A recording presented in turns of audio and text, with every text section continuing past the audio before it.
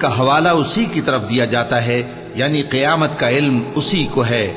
और न तो फल गिलाफों से निकलते हैं और न कोई मादा हामिला होती है और न जनती है मगर उसके इल्म से। और जिस दिन वो उनको पुकारेगा और कहेगा कि मेरे शरीक कहाँ हैं, तो वो कहेंगे कि हम तुझसे अर्ज करते हैं कि हम में से किसी को उनकी खबर ही नहीं।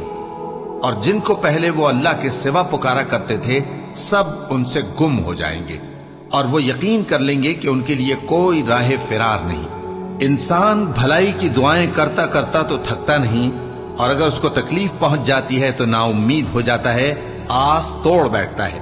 और अगर तकलीफ पहुंचने के बाद हम उसको अपनी रहमत का मजा चखाते हैं तो कहता है कि ये तो मेरा हक था और मैं नहीं ख्याल करता कि क़यामत बर्पा हो। और अगर क़यामत सचमुच हो भी और मैं अपने परवरदिगार की तरफ लौटाया भी जाऊं तो मेरे लिए उसके यहां भी खुशहाली होगी। बस काफिर जो